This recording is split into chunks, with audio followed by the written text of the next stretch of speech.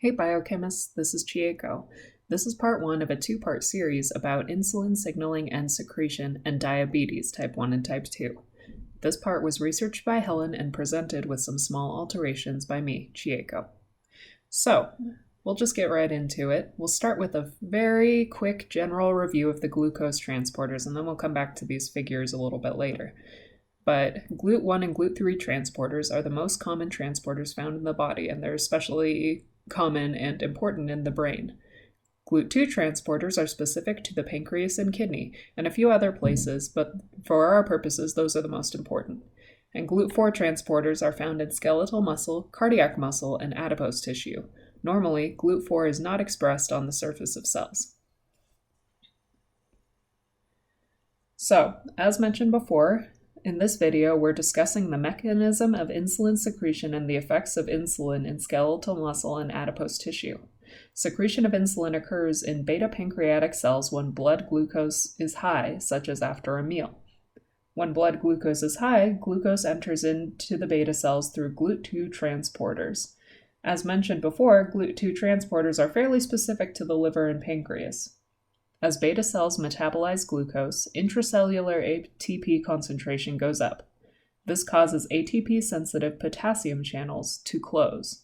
When these channels are open, they allow potassium to leave the cell as potassium concentration is higher within the cell. Closing of ATP-sensitive potassium channels calls cell depolarization. Depolarization causes voltage-gated calcium channels to open, which allows a calcium influx. Increase in intracellular calcium levels causes insulin-containing vesicles to fuse with the membrane and secrete insulin.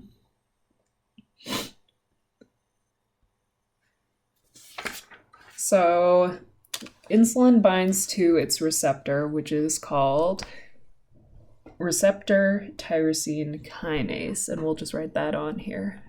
Receptor Tyrosine Kinase. And we'll make that red just so that you can see it a little bit better.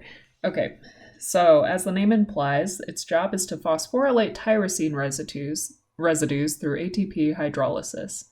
When insulin binds, 2 alpha subunits of the receptor come closer and enclose the insulin. So these are the alpha receptors right here. And then this causes the 2 beta subunits to cross-phosphorylate their tyrosine residues. So here are the beta subunits. Phosphorylation of the receptor causes dramatic conformational change that allows binding of another molecule called insulin receptor substrate 1, or in short, IRS1. So that's this right here. So that causes that phosphorylation. So the tyrosine kinase domain of this receptor phosphorylates IRS1. The phosphorylated IRS1 then binds to phosphoinositide 3 kinase, so PI3K. We'll just write that here because it's a little bit easier to say the acronym than it is the actual word, as you can probably tell. PI3K, which is a kinase, catalyzes the conversion of phosphatidylinositol 4,5-bisphosphate, or PIP2, which I'm going to call it from now on, into phosphatidylinositol 3,4,5-triphosphate, so PIP3, which I'm also going to call that PIP3 from now on. PIP3 is a secondary messenger, so we'll write that here. Secondary messenger. And its job is to activate the phosphatidylinositol dependent protein kinase, PDK. These are a lot of interesting words, so try to say them out loud, and you'll probably struggle as much as I do. But anyways, PDK activates AKT, which is also known as protein kinase B, or PKB. So this PDK1 activates AKT, which is also known as protein kinase B. AKT, as a kinase, facilitates the translocation of glucose transporter 4 GLUT4 containing vesicles to the cell membrane so that glucose can be absorbed from the body more effectively. So, as mentioned before, these insulin receptors are found in the skeletal muscle and adipose tissue. And the reason that this is important is because normally the skeletal muscle and adipose tissue is not taking up a large amount of glucose. The plasma membranes are not completely impermeable to glucose, but it would take way too long for them to take up glucose. It would just not be compatible with life how long it would take for the glucose to get across the membrane. But when blood glucose levels are high, we need a lot of glucose to come across the membrane. So we're going to go back to these figures up here.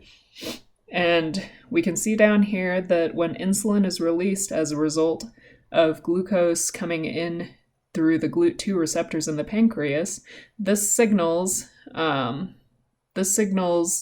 the GLUT4 receptors to be expressed on the surface of skeletal muscle and adipose tissue cells. This is really important because skeletal muscle and adipose tissue is a large portion of the body's mass. This means that they can take up a lot of glucose and turn it into glycogen and lower the blood glucose levels by a lot. So let's keep going down here a little bit.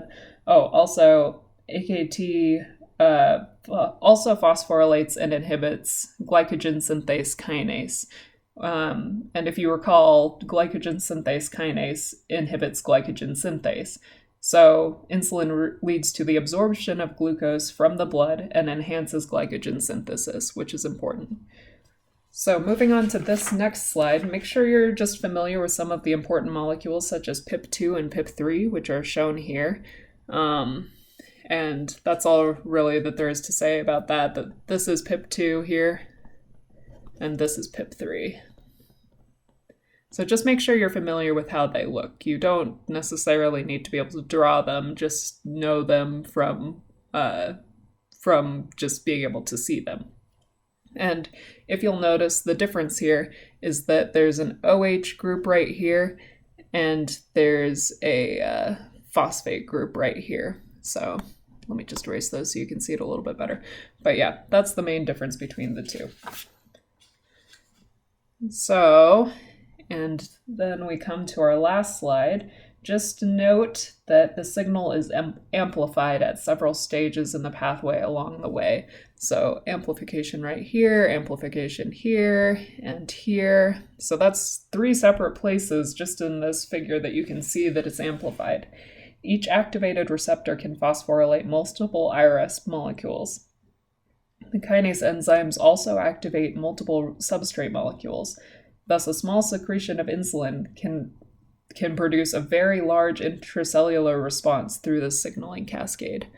So, and I guess that's the main point, is that you want a very small amount of the hormone to be able to trigger a very large response. Just one insulin receptor binding should be enough to set off this cascade. And I think that's about all we wanted to talk about for this video. Make sure to come back and watch the video about diabetes and how the insulin pathway can short circuit or can be stopped at all, and how that has an effect on diabetes.